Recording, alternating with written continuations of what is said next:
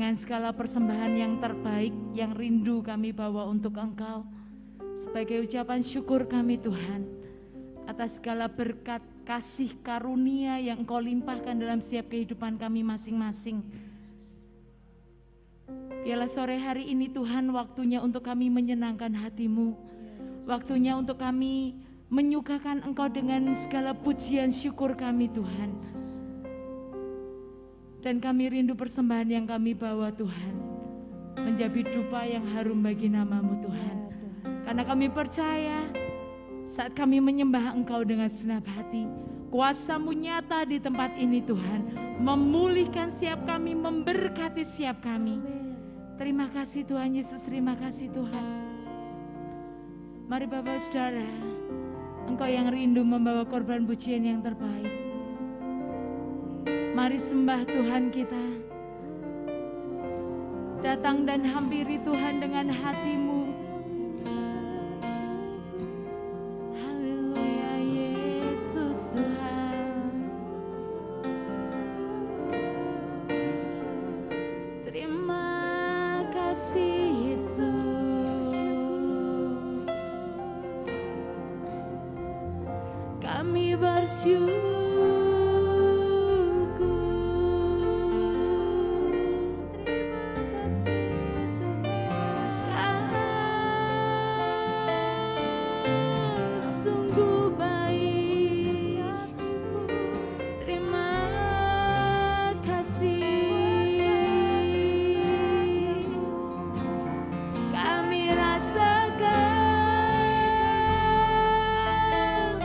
Kebaikan-Mu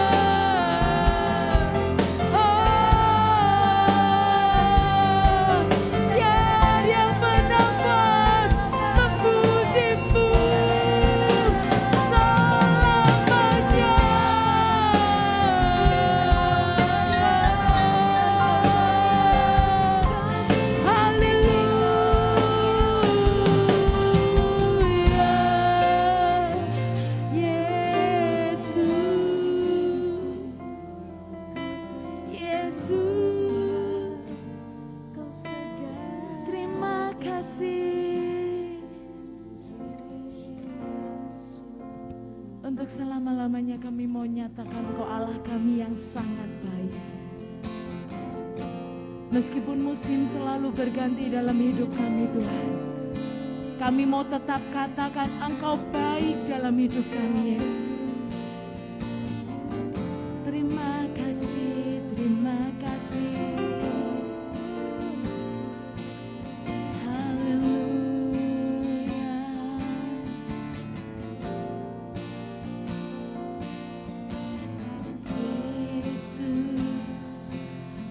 Sungguh baik Yesus, namamu indah Yesus, ku cinta kau selalu, ku tinggikan, ku agungkan selamanya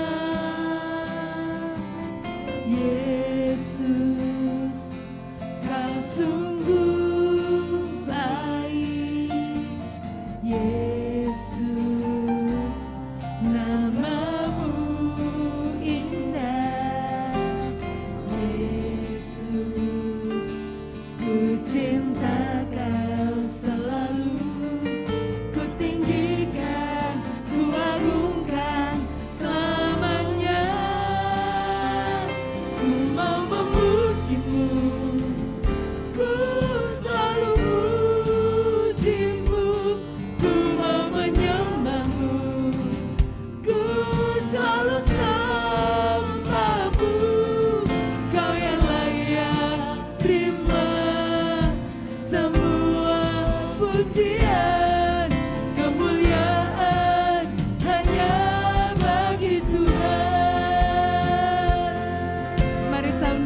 saudara bangkit berdiri. Mari kita mau nyatakan kebaikan Tuhan sore hari ini. Sungguh Engkau baik Tuhan. Sungguh baik Yesus, namamu indah Yesus, ku cinta kau selalu, ku tinggikan, ku agungkan selamanya Yesus, kau sungguh baik, kau sungguh baik, namamu indah Tuhan, namamu indah Yesus, ku cinta kau selalu, ku tinggikan, ku agungkan selamanya. Ku mau memujimu, ku selalu mujimu, ku mau menyembahmu, ku selalu sembahmu. Kau yang layak terima semua pujian, kemuliaan hanya bagi Tuhan. Ku mau memujimu, ya Tuhan, ku mau menyembahmu, ku selalu sembahmu. Kau yang layak terima semua pujian, kemuliaan hanya bagi Tuhan. Kami memujimu Tuhan.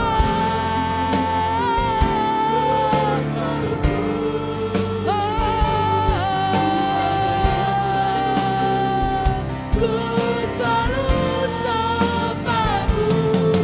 Kau yang layak terima semua pujian, kemuliaan hanya bagi Tuhan.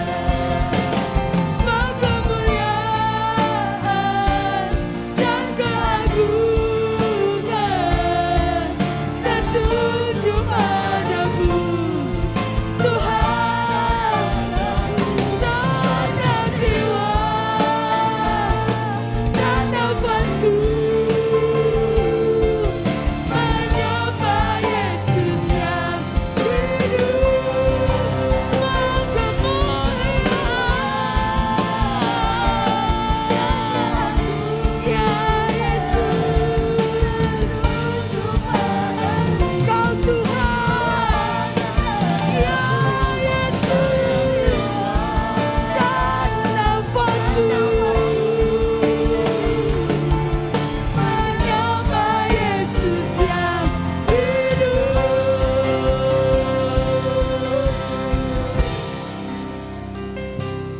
ku mau memujimu, ku selalu pujimu, ya ku Yesus. mau menyembahmu, ku selalu sembahmu.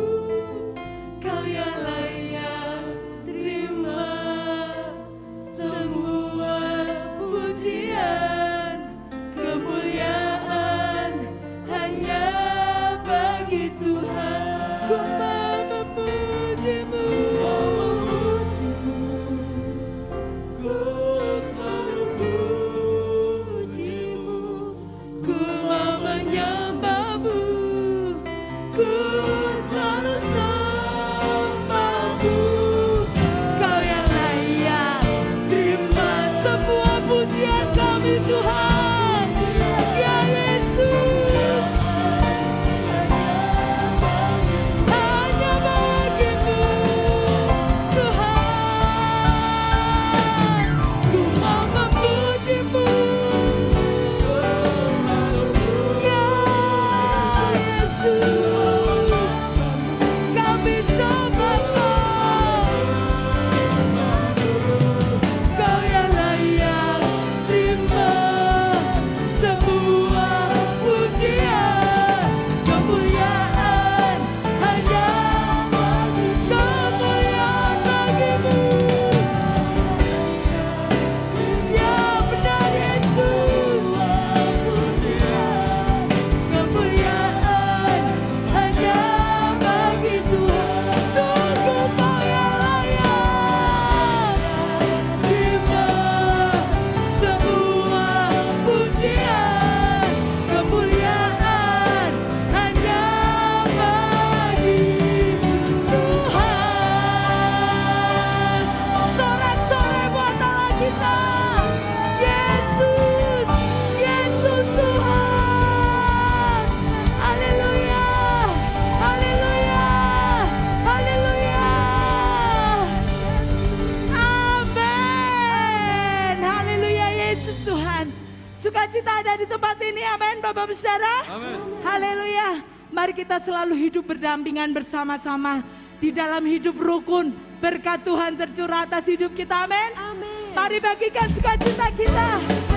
Yesus, biarlah Engkau hadir di tempat ini Tuhan, menyatukan setiap kami.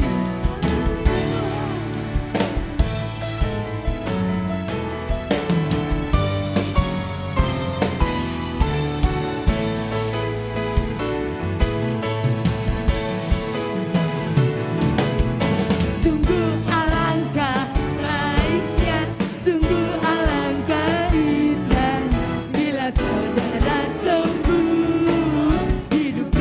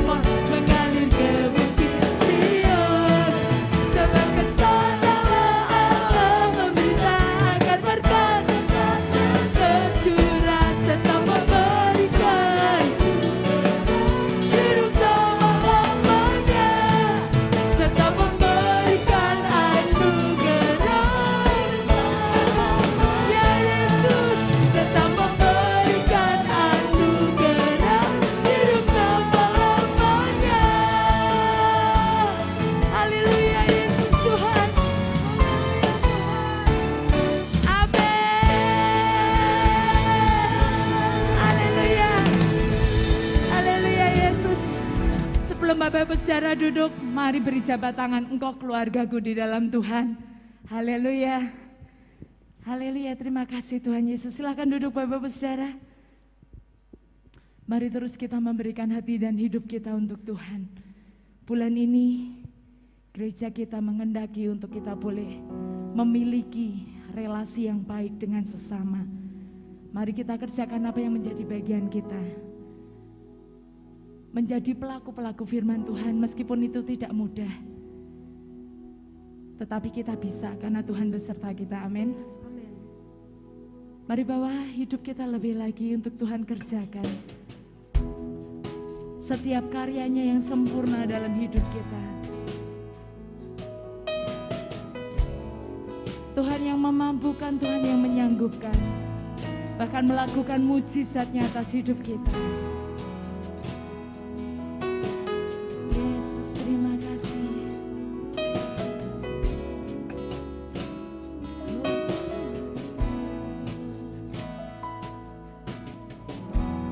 Satukan kami, satu dalam kuasa-Mu, sebab kami bersaudara.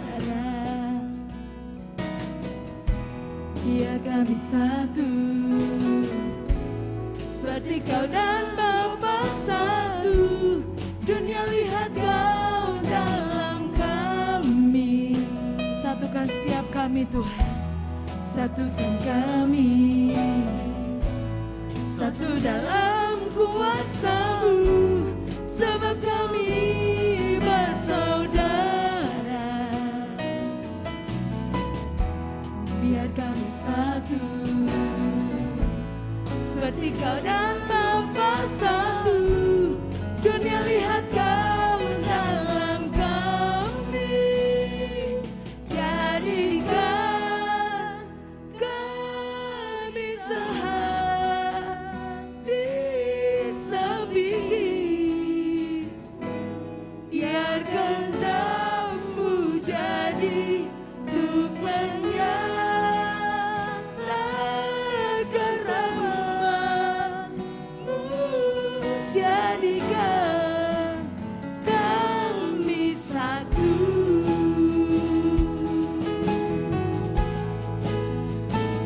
Kau yang sanggup menyatukan kami. Satukan kami, satu dalam kuasa-Mu, sebab kami bersaudara. Biar kami satu, seperti Kau dan Bapa satu. Dunia lihat Kau dalam kami. Jadikan kami sehati sebingit. Biar kehendak-Mu jadi untuk menyatakan rahmat-Mu. Jadikan kami satu. Jadikan kami sehati sebingit. Biar kehendak-Mu jadi untuk menyatakan rahmat-Mu. Jadikan kami satu. Kita harus percaya bahwa tidak ada yang begitu saja terjadi dalam hidup kita tanpa seizin Tuhan. Saat Tuhan tempatkan kita di keluarga kita, di dalam komunitas tertentu, atau di pekerjaan tertentu, di lingkungan tertentu, Tuhan selalu rindu untuk kita menjadi berkat di tempat itu. Kalau saat ini mungkin kita membutuhkan pemulihan yang dari Tuhan dalam setiap relasi yang kita bangun, mari kita mau bawa di hadapan Tuhan. Sebab Tuhan sanggup memulihkan. Tuhan sanggup membuat relasi yang rusak bisa kembali pulih. Karena kuasa Tuhan selalu dahsyat, baik dulu, sekarang, sampai selama-lamanya. Mari saya undang Bapak Ibu Saudara sekali lagi bangkit berdiri. Mari nyatakan, kami sehati sepikir, biarkan kehendakmu jadi untuk menyatakan rahmat-Mu, jadikan kami satu, jadikan Tuhan kami sehati sepikir, biarkan kehendakmu ya Yesus menyatakan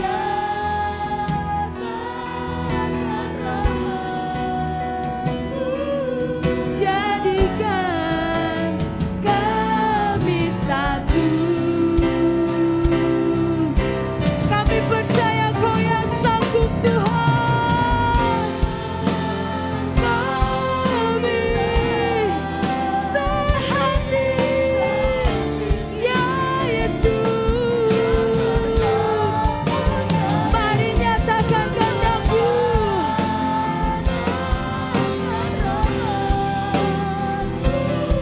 Jadikan kami satu, jadikan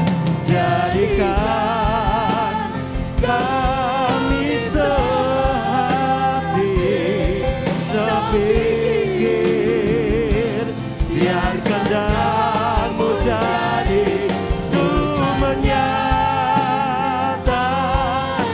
rahmat-Mu, jadikan kami satu, jadikan kami satu, jadikan kami satu. Kerinduan kami dipersatukan di dalam tubuh Kristus. Kami percaya bahwa kami adalah garam dan terang dunia. Untuk itu kami tidak akan dapat berfungsi ketika kami tidak bersatu seorang dengan seorang yang lain. Untuk itu kami bersyukur Bapa, kalau Tuhan bawa kami masuk di dalam gereja Tuhan di tempat ini, kami boleh dipersatukan sebagai keluarga, sebagai saudara seiman di dalam Yesus Kristus. Dan kami tahu Bapa, Engkau punya rencana untuk setiap kami. Dan Engkau Tuhan yang memiliki kehidupan setiap kami, merindukan setiap kami boleh berdampak bagi orang lain. Untuk itu sore hari ini kami membuka hati kami untuk belajar akan firman-Mu. Mari berfirman bagi setiap kami, bentuk kami, sehingga hidup kami berpadan dengan Injil Kristus, dan hidup kami terus mempermuliakan nama Tuhan. Amin. Untuk itu berfirmanlah Tuhan, kami siap mendengar. Di dalam nama Tuhan Yesus, mari yang berkati Tuhan berkata, amin. Haleluya. Silakan duduk Bapak Ibu yang diberkati Tuhan. Bersyukur sore hari ini kita boleh ada beribadah. Dan kalau hari ini mungkin jumlah kita tidak terlalu banyak karena banyak dari jemaat Tuhan yang terlibat di dalam kegiatan aktivitas yang ada di kampung-kampung di lingkungan mereka berada. Dan saya bersyukur bagi Bapak Ibu yang sore hari ini boleh hadir memprioritaskan Tuhan. Dan kita percaya bahwa kasih karunia Tuhan melimpah atas hidup setiap kita. Amin.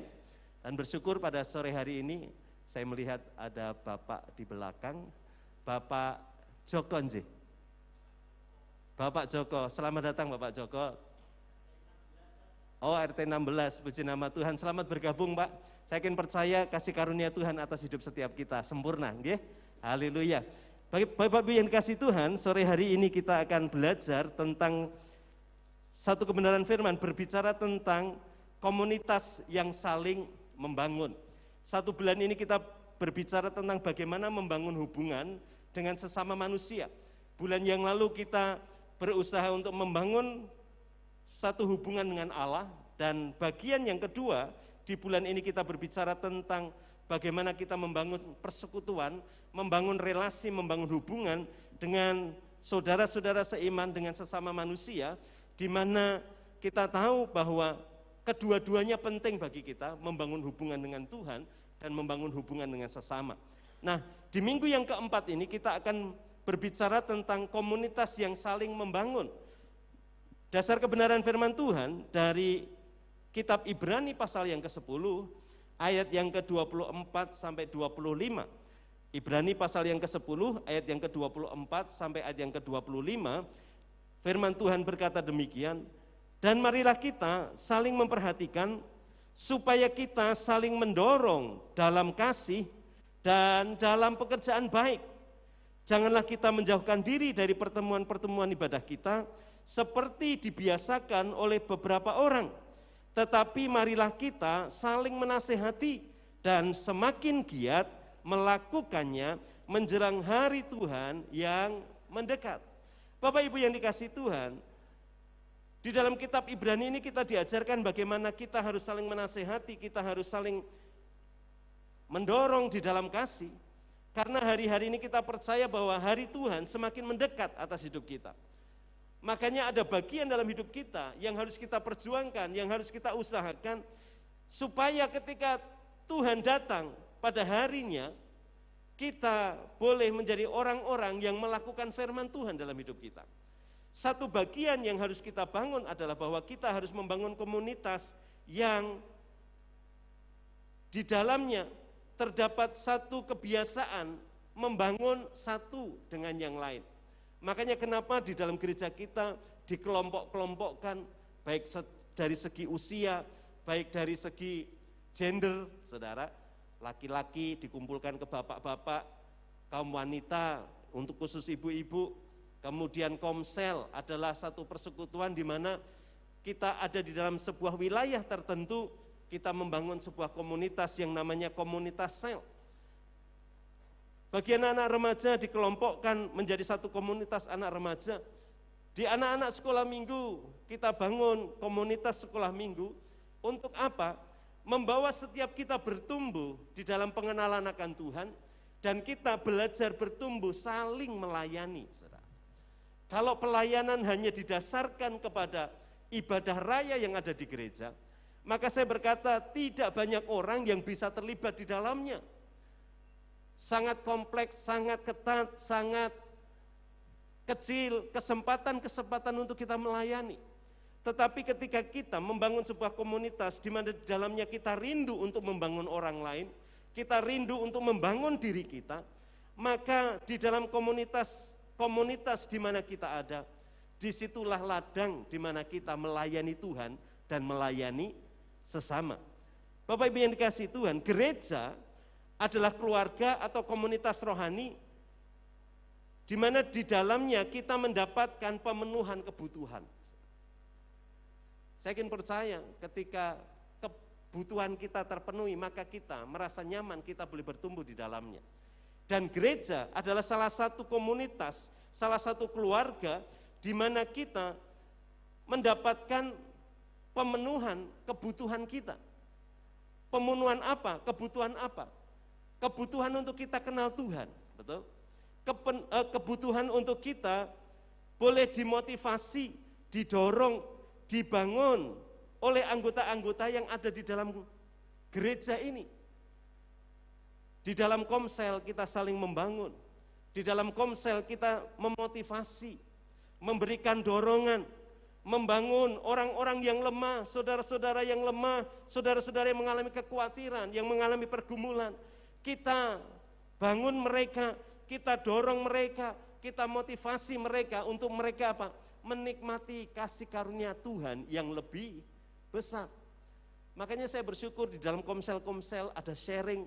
Ketika sharing itulah, maka kita mengerti ada kebutuhan-kebutuhan dari saudara-saudara seiman. Dari mengetahui kebutuhan saudara-saudara seiman itu, timbul belas kasihan, timbul satu kasih yang murni, untuk kita menjadi garam dan terang di mana kita berada. Maka ketika mendapati saudara kita sedang berputus asa, kok Tuhan membuat kita ini pernah mengalami masalah yang sama beberapa waktu yang lalu, dan waktu itu kita dibuat Tuhan menjadi menang. Di situ kesempatan kita untuk membangun. Bu, Pak, enggak usah khawatir. Saya juga pernah mengalami hal yang sama. Dan puji Tuhan, semuanya baik-baik saja. Dan ketika seseorang mendapatkan kehidupannya dibangun, semangatnya dibangun, di situ dia bisa melihat kasih kemurahan Tuhan melalui Bapak, Ibu, Saudara, dan saya. Makanya kenapa kita harus hari-hari ini mengerti ada satu kebutuhan di dalam komunitas kita, baik itu di lingkungan pekerjaan kita, di persekutuan doa kita, di gereja kita, di komsel kita, atau di kelompok-kelompok yang lain. Kita ditempatkan Tuhan untuk memotivasi, mendorong, membangun, sehingga tubuh Kristus terus bertumbuh dan menjadi dewasa. Pengenalan akan Tuhan semakin dewasa, pengenalan akan Tuhan semakin dalam. Orang-orang dibawa, didorong, dimotivasi, dibangun untuk apa? Mengalami Tuhan di dalam hidup mereka. Dan Tuhan seringkali memakai kita yang terbatas, yang tidak ada apa-apanya. Bahkan kita adalah orang-orang yang sering menghadapi pergumulan. Tetapi melalui pergumulan itu Tuhan sesungguhnya sedang memperlengkapi kita untuk menjadi berkat bagi orang lain. Amin. Ada kesaksian-kesaksian muncul, saudara. Ketika menghadapi pergumulan, rasa-rasanya dunia itu tinggal sebentar lagi. Kayaknya dunia ini akan berakhir. Tetapi ketika melihat Tuhan, mengalami Tuhan, justru ada rencana indah di dalam kehidupan seseorang untuk menjadi berkat orang lain. Makanya kenapa kita hari-hari ini harus membangun satu komunitas yang saling memperlengkapi, membangun komunitas yang saling menguatkan. Bagaimana caranya supaya kita dapat saling membangun? Yang pertama, Bapak Ibu yang dikasihi Tuhan, yang harus kita kerjakan adalah di dalam Ibrani 10 ayat yang ke-24, di sana katakan, dan marilah kita saling memperhatikan supaya kita saling mendorong di dalam kasih dan dalam pekerjaan baik. Kebenaran firman Tuhan ini mengajak kita untuk mendorong di dalam kasih dan di dalam pekerjaan baik. Ini sebuah PR. Karena untuk mendorong seseorang melakukan pekerjaan baik, itu bukan sesuatu yang mudah. Lebih mudah mengajak orang untuk merusak hidupnya, untuk membuat hidupnya menjadi tidak berarti, itu lebih mudah daripada mengajak seseorang untuk menjadi lebih baik. Dinasehati, diperhatikan untuk kita membawa seseorang di dalam pekerjaan baik. Pekerjaan baik itu bukan naik jabatan, bukan itu, saudara. Tapi pekerjaan baik adalah satu pekerjaan yang sesuai dengan kehendak dan rencana Tuhan atas hidup kita. Melakukan sesuatu yang baik untuk kemuliaan nama Tuhan. Itu bukan sesuatu yang mudah. Untuk membawa orang hidup di dalam sebuah kehidupan yang dikerjakan dengan satu kebaikan, dengan nilai-nilai firman, itu bukan sesuatu yang mudah. Hari-hari ini ada banyak orang, khususnya anak-anak remaja. Saya itu sebagai gembala kadang-kadang begini, lah terus iki piye ya Tuhan ya? Diperhatikan. Bapak Ibu, saya mau tanya, kalau Bapak Ibu diperhatikan lebih suka atau lebih tidak suka? Halo? Kalau kita diperhatikan itu lebih suka atau lebih tidak suka? Harusnya lebih suka, betul? Harusnya suka. Tapi hari-hari ini setelah adanya corona, kemudian 2 tahun kita hidup di dalam corona, hubungan satu dengan yang lain menjadi renggang, termasuk di dalam sebuah ibadah, termasuk di dalamnya tentang bagaimana membangun kehidupan yang baik, yang kudus, mulai luntur. Mereka ada beberapa anak mulai tinggalkan gereja kita. Kenapa? Pak, di sana itu lebih enjoy, Pak. Kami mau nakal, enggak apa-apa. Kami mau bebas, tidak apa-apa. Lah di tempat Bapak itu rasa-rasanya kesana kesini dilihat orang, ya jelas. Karena jemaat kita ini adalah jemaat yang lingkungannya dekat-dekat, saudara. 1 kampung, 2 kampung, kita kenal karena jemaat kita belum terlalu banyak. Jadi kalau ada anak yang rodok istimewa, maka orang lain akan memperhatikan. Dan orang lain akan menasehati, ih kamu itu loh, anak Kristen, wanita, Mbok kalau pergi, kalau main itu jangan malam-malam. Mosok jam 11 malam masih di Pancasila. Cerewet amat sih. Padahal didorong untuk melakukan sebuah pekerjaan yang baik. Hidup, benar. Jam 1 malam masih tongkrong-tongkrong dengan anak motoran, dinasehati, saudara. Dengan kakak rohaninya, dengan sesama umat Tuhan. Jangan, ayo hidup teratur. Bukankah kamu masih sekolah? Kalau kamu jam 1 malam masih di luar, bagaimana besok pagi kamu bisa mengikuti pelajaran dengan baik? Enggak mau. Enak di sana, Pak. Happy-happy, Pak. Mau nakal, mau ini, mau hidup enggak teratur, happy-happy. Lawang Pak Gembalanya aja enggak kenal dengan saya. Yang penting saya datang ibadah sebagai pengunjung, bukan menjadi anggota yang mau bertumbuh. Bapak Ibu, satu bagian yang harus kita tahu bahwa kita harus saling memperhatikan. Saya bersyukur di dalam kehidupan komunitas kita, di dalam komsel, di dalam remaja, di dalam pemuda, di dalam wanita, ada kebiasaan untuk memperhatikan. Karena itu adalah perintah Tuhan. Dan marilah kita saling memperhatikan, perhatikan. Saling memperhatikan, jadi jangan heran kalau kita 2 minggu tidak ibadah, 3 minggu enggak ibadah, tahu-tahu ada orang mendekati kita dan berkata, Pak, kok saya lihat sudah beberapa minggu ya, kok kita enggak ketemu di dalam gereja. Ayo, setia lagi ibadah, ayo datang lagi, saudara. Kok sudah lama tidak komsel ya, ayo ikut tak temeni, saudara. Itu adalah satu kebiasaan di mana kita sadar bahwa di dalam gereja kita ini ada satu perintah Tuhan, yaitu supaya kita yang pertama saling memperhatikan. Kita bisa membangun komunitas gereja ini menjadi komunitas gereja, menjadi satu keluarga yang sungguh-sungguh memiliki nilai sebuah keluarga, yaitu apabila kita saling memperhatikan. Akan sangat lucu suami istri tidak saling memperhatikan. Akan sangat lucu orang tua dan anak tidak saling memperhatikan. Akan sangat lucu kakak rohani dan adik rohani tidak saling memperhatikan. Jadi Bapak Ibu, mari kita sadar bahwa bagian kita adalah salah satunya kita memperhatikan dan diperhatikan.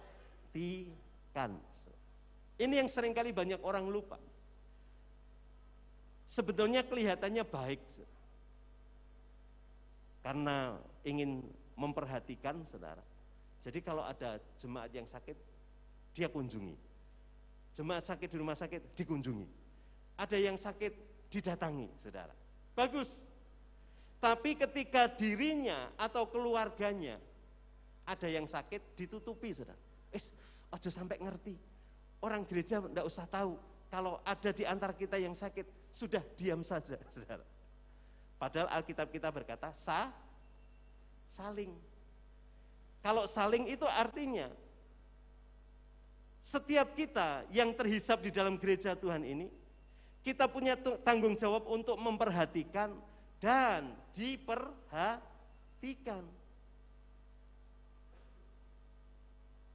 Kelihatannya baik, Kita enggak usah cerita-cerita kalau anak kita sakit, wis ben. Nah, tahu-tahu teman komsel, loh Bu, kemarin kok tak lihat Ibu di sana, kok saya lihat Bapak di sana, di depan rumah sakit, kenapa? Oh ya, anak saya 4 minggu yang lalu opnam. Lah, sudah 4 minggu yang lalu. Nah, teman-teman satu komunitasnya jadi bingung, aduh piye iki? Kok kita ini termasuk orang yang tidak melakukan firman, kenapa? Kita tidak memperhatikan yang sakit. Padahal bukannya karena kita tidak mau memperhatikan. Tetapi tidak ada satu kebiasaan untuk saling memperhatikan. Saling memperhatikan itu artinya kita perlu memperhatikan orang lain dan orang lain memperhatikan kita. Supaya apa? Kehidupan kita di dalam kekristenan menjadi sehat. Saya sebagai seorang hamba Tuhan, saya sadar saya harus memperhatikan, tetapi saya juga harus diperhatikan. Bukan menuntut, tapi ada satu kebutuhan untuk diperhatikan. Makanya saya membangun satu hubungan baik dengan hamba-hamba Tuhan yang senior, dengan hamba-hamba Tuhan yang setingkat, atau dengan hamba-hamba Tuhan yang masih muda, lebih muda di bawah saya. Untuk apa? Saling memperhatikan. Ketika saya sedang menghadapi pergumulan, saya datang kepada salah seorang hamba Tuhan, saya cerita. Atau ada seorang hamba Tuhan yang memperhatikan saya dan berkata, Mas Mul, saya kok kepingin bicara dengan Mas Mul ya? Ya, gimana Pak? Kemudian dia ceritakan, enggak tahu ketika aku berdoa, aku kok ingat kamu. Kemudian orang itu berkata, hamba Tuhan itu berkata, apa yang sedang terjadi dalam kehidupanmu? Ceritalah saya. Hanya dengan sebuah perhatian, dia tidak bisa membantu menyelesaikan pergumulan saya, tetapi karena perhatiannya itu membuat saya menjadi kuat, membuat saya menjadi bersukacita hanya dengan sebuah tepukan di bahu, saudara. Percaya, Bapak dulu pernah ngalami yang kamu alami, percaya semuanya akan baik-baik saja dan membuat kamu akan mengenal Tuhan lebih dalam. Pulang masalahnya masih ada, tetapi semangatnya, saudara, gairahnya berbeda. Ini yang harus kita bangun, yang harus kita lakukan. Makanya kenapa kita harus belajar saling memperhatikan. Yang kedua yang harus kita lakukan, bahwa kita harus mendorong di dalam kasih. Di dalam ayat yang ke-24, tetap di sana dikatakan, dan marilah kita saling memperhatikan supaya kita saling mendorong di dalam kasih dan dalam pekerjaan yang baik. Bapak Ibu, dalam kehidupan kita, sesungguhnya kita harus sadar ada banyak orang-orang yang bergantung dengan kita. Ada banyak orang, mereka membutuhkan kita. Untuk apa? Kita mendorong mereka semakin maju, mendorong mereka untuk menikmati kasih karunia Tuhan yang lebih besar di dalam hidup mereka. Mendorong mereka untuk mereka mengalami perjumpaan dengan Tuhan, mengalami Tuhan di dalam kehidupannya. Dan itu salah satunya menjadi bagian kita. Kita harus mendorong dalam kasih. Orang yang sedang belajar melayani perlu dorongan. Pelayan tamborin kita hari ini anak-anak yang baru. Yang satu anak saya, yang satu cucu saya. Karena anak keponakan saya. Jadi saya sudah punya cucu dari keponakan saya. Sebetulnya mereka ini anak-anak yang baru masuk pelayanan.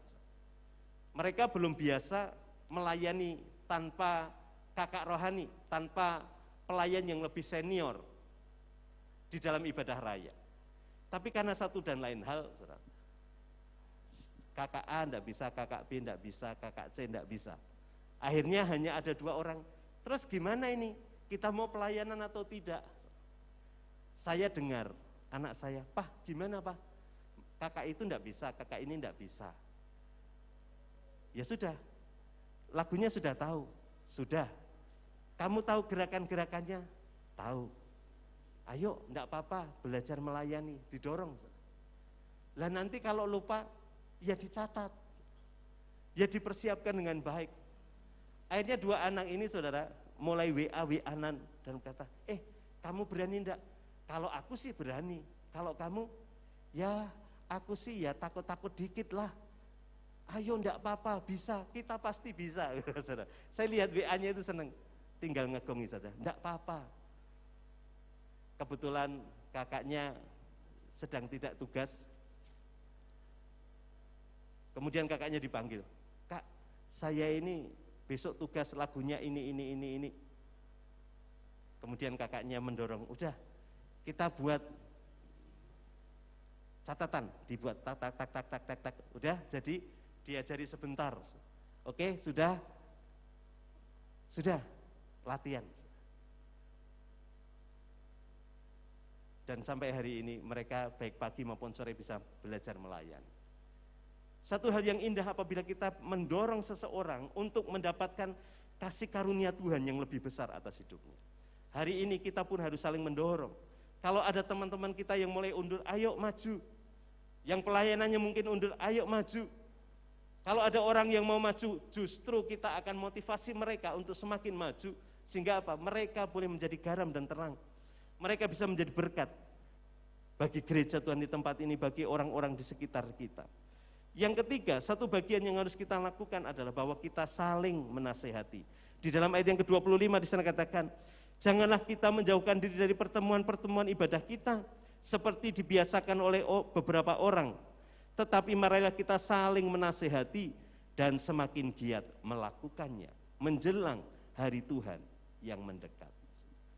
Bapak Ibu yang dikasihi Tuhan, supaya kita memiliki komunitas yang saling membangun, kita harus sadar bahwa kita ini harus saling menasehati. Karena ketika kita mau mendengar nasihat orang, maka apa yang baik itu akan terjadi. Seorang raja mau berperang itu duduk, kemudian mendengar nasihat-nasihat, masukan-masukan dari orang-orang di bawahnya. Orang kalau membangun, duduk dulu, menghitung, kemudian mau mendengar masukan-masukan, nasihat-nasihat, sehingga apa yang dikerjakan boleh berhasil. Saya masih ingat sekali ketika 2 tahun, 3 tahun yang lalu, kita itu punya kebiasaan ketika Natal itu kita pinjam salah satu gedung untuk kita merayakan Natal. Dan satu kali saya sudah merasa pusing, wah ini kalau pakai gedung GPD lagi, ini mesti ribet, mesti ini, mesti itu, begini saudara. Dan rupa-rupanya beberapa kali saudara, kita mau pakai tempat itu, tempat pertemuan itu kita dicurangi. Ada yang harinya jatahnya dapat 2, hanya 1, yang 1 dijual dengan pihak lain. Dan akhirnya kita pontang-panting di dalam persiapan kita. Tetapi ketika mengundang beberapa panitia Natal, kemudian saya berkata, Bapak Ibu kita akan melakukan perayaan Natal dengan orang tua PPA. Dan yang kita butuhkan kapasitasnya adalah sekitar 700 orang. Sementara gereja kita hanya muat sekitar 200 orang. Kemudian ditanya, lah Pak kenapa tidak di GPD lagi? Saya ceritakan beban-beban saya. Kemudian salah satu anak Tuhan berkata begini, Pak kenapa tidak coba di Satya Wacana? Pikiran saya saudara, di GPD saja sudah mahal. Apalagi di Satya Wacana yang gedungnya lebih bagus, fasilitasnya lebih baik, kenyamanannya lebih baik, keamanannya lebih baik, pekerjaannya lebih sedikit, saudara. Aduh, berapa besar yang harus kita keluarkan. Bapak itu menasihati dan berkata, Pak, coba nanti biar saya yang uruskan. Kita coba tahun ini di gedung Satya Wacana. Dan puji Tuhan, saudara, sebelum pandemi yang lalu, kita boleh mengadakan perayaan Natal bersama di UKSW. Salah satunya apa? Karena ada nasihat yang disampaikan. Dan nasihat itu membuat apa yang kita usahakan boleh berhasil. Kita bersyukur, saudara. kebiasaan kita untuk saling menasehati akan membawa sesuatu yang baik atas hidup kita. Atas gereja Tuhan di tempat ini, atas kehidupan kita secara pribadi, ketika kita terbiasa untuk saling menasehati, maka kemajuan kita ini akan semakin nampak. Saya senang dengan anak-anak remaja, mereka ini adalah anak-anak yang suka dinasehati. Kamu sudah pelayanan belum? Belum Pak. Apakah kamu pengen melayani? Pengen Pak. Mau enggak diajari untuk melayani? Mau Pak. Kemudian diadakan pelatihan. Dan setelah dilakukan pelatihan, kemudian mereka praktek pelayanan. Seperti hari ini, kameramennya cewek di belakang, anak remaja yang baru SMP, tapi sudah mulai.